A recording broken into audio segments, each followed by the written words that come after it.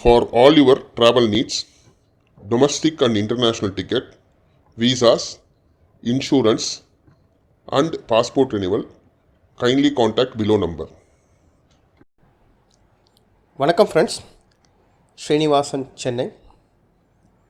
நாம் இன்றைக்கி கீரைகள் பற்றி பார்க்கலாம். ஏற்கனவே நிறைய கீரைகளை பற்றி நிறைய வீடியோ போட்டிருப்பேன். இது ஒரு ஸ்பெஷல் கீரை. ஸ்பெஷல் கீரைனா எப்படின்னா மில்க் சீரா, அதாவது பால் தண்டு கீரை. அதை பற்றி இந்த வீடியோவில் நம்ம பார்க்கலாம். இப்போ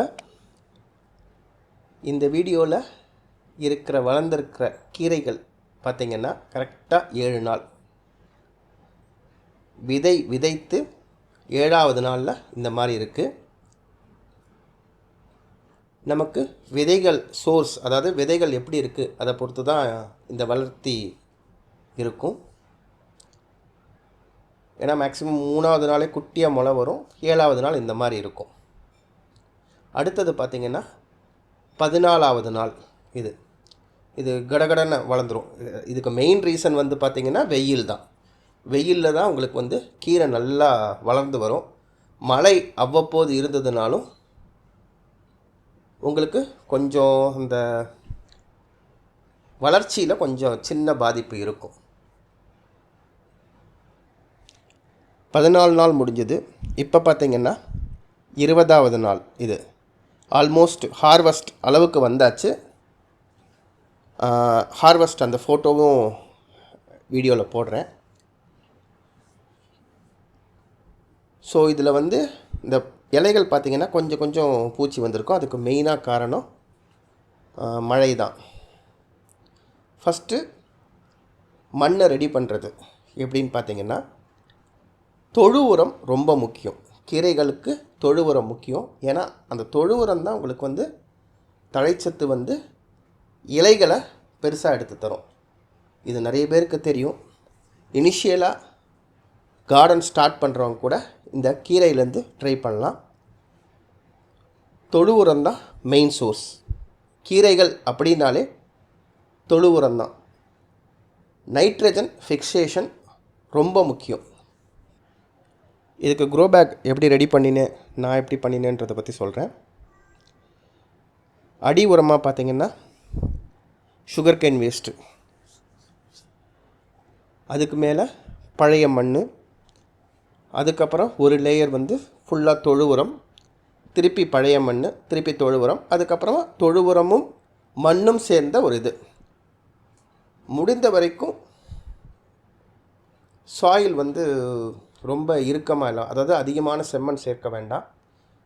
நார்மல் வீட்டில் இருக்கிற மண் அதுவே போதும். இப்போ நடுவில் மழை அந்த மாதிரி இருக்கும்போது மஞ்சள் தூள் கரைசல், இல்லாட்டினா கோமியம் கரைசல். அதாவது கோமியம் கரைசல்னால் 1 லிட்டருக்கு 30 ml. இதெல்லாம் தான் நான் எப்பயுமே ஃபாலோ பண்ணுறது கீரைகளில். நிறைய பேர் கீரை அப்படியே வரும்பாங்க. எனக்கும் அந்த மாதிரி நிறைய வரும், ஒரு பிரச்சனையும் இருக்காது. ஒரு சில சமயம் நடுவில் திடீர்னு மழை பெஞ்சதுன்னா அந்த வெயிலுக்கு திடீர்னு அந்த மழை பார்த்திங்கன்னா இலை அப்படியே சூடு பொரியிற மாதிரி இருக்கும்.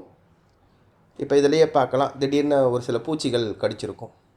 ஆனால் ஒரு சில கீரைகள் இலைகள் பார்த்திங்கன்னா கரெக்டாக இருந்திருக்கும். அது என்னென்னா, அது கடித்ததுக்கப்புறமா நான் கோமியம் ஒரு வாரம் கோமியம் 1 லிட்டர் தண்ணியில் தெளிக்க ஆரம்பித்தேன், கலந்து தெளித்தேன். அடுத்தது மஞ்சள் தூள் கரைசல். இதுதான் மெயினாக எனக்கு ஹெல்ப் பண்ணது அந்த பூச்சிகள்லேருந்து. இந்த வருஷம் ரொம்ப அதிகமாக நடுவில் மழை இருந்ததுனால எவ்ரி வீக்குன்னே சொல்லலாம். ஸோ அதனால் ரெகுலராகவே இந்த மாதிரி தெளிக்க ஆரம்பிச்சிட்டேன். எப்பயுமே நான் இந்த தனித்தனி ஸ்பெசிஃபிக்காலாம் கீரைகள் போட மாட்டேன், எல்லாமே கலந்து தான் போடுவேன். அதாவது கீரை விதைகள் ஒயிட்டாக இருக்கட்டும், இப்போ இந்த வீடியோவில் பார்க்குற சுந்தரி கீரைன்ட்டு ஒன்று, அந்த ஹார்வெஸ்ட் இதை நீங்கள் கொஞ்சம் நல்லா ஜூம் பண்ணி பார்த்தா தெரியும். நல்ல பிங்க் கலரில் இருக்கும். சிவப்பு தண்டு கீரை எல்லாமே கார்டனர்ஸ் இனிஷியலாக ஃபஸ்ட்டு ஸ்டார்ட் பண்ணும்போது முடிஞ்ச வரைக்கும் வெந்தயக்கீரை இல்லாட்டா இந்த மாதிரி கீரை விதைகள் கிடச்சிதுன்னா அதுலேருந்து ஸ்டார்ட் பண்ணுங்கள். ரொம்ப ஈஸியாக இருக்கும். ரொம்ப ஹெல்த்தியான ஃபுட்டு.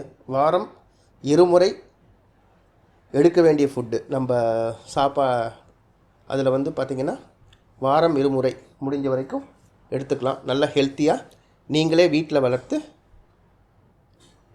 சாப்பிடலாம். தேங்க்யூ.